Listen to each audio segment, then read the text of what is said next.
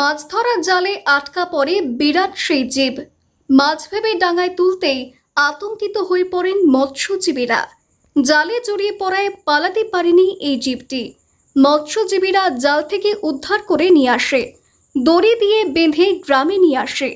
মাছের বদলে জালে উঠে এলো ঘড়িয়াল। মাছের জাল ফেলতেই জালে উঠে এলো বিশাল এক আকারের ঘড়িয়াল। ঘড়িয়ালটি দেখতে ভিড় জমান আশেপাশের বহু মানুষ।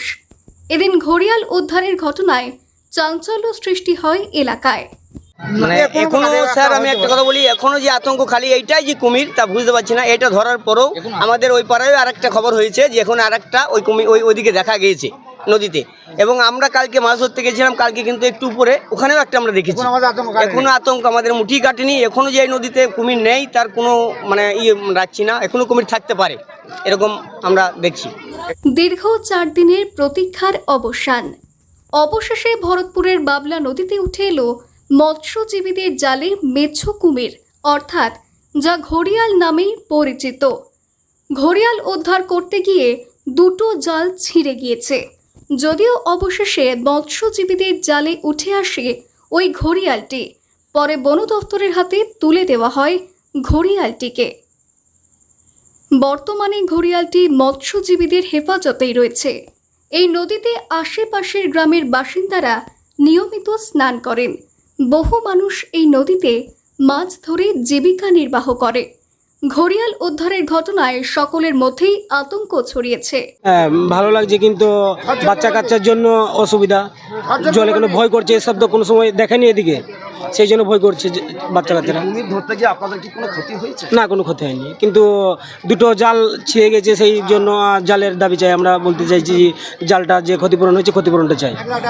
গ্রামের বাসিন্দারা জানিয়েছেন, মুর্শিদাবাদের ভরতপুরে বাবলা নদীতে হঠাৎই ঘড়িয়ালকে দেখতে পাওয়া যায় সম্প্রতি। বারবার ঘড়িয়ালকে নজরে রাখা হয় গ্রামের বাসিন্দাদের পক্ষ থেকে, তবে তাকে কেউ যেন আঘাত না করে তার জন্যও নজর রাখা হয়েছিল সকলের তরফে। যদিও বন দফতর ঘড়িয়ালটিকে তারা ধরতে না পারলেও গ্রামের বাসিন্দারা তারা উদ্ধার করে। মাছ ধরতে গিয়ে মৎস্যজীবীদের জালে উঠে আসে সেই ঘড়িয়ালটি। যদিও এখনও আতঙ্কিত হয়ে পড়েছেন সাধারণ মানুষ, পরে বন দফতরের হাতে তুলে দেন ঘড়িয়ালকে গ্রামের বাসিন্দারা। মোটামুটি আজ দিন 4 আগে থেকে কুমিরটা আমাদের এই বাবলা নদীতে এসেছে। আসার পর মানে আমাদের গ্রামের লোক ছেলে পেলে সবই এই নদীতে মানে চলা আসা করে, যাওয়া আসা করে, এতে আতঙ্ক।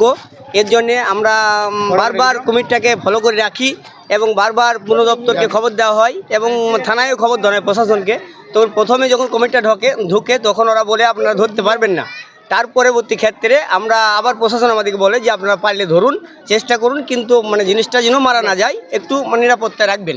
তারপরে কালকে মোটামুটি এই জাল করে ধরার চেষ্টা হয়েছিল, তারপরে দেখা যায়নি, পাওয়া যায়নি।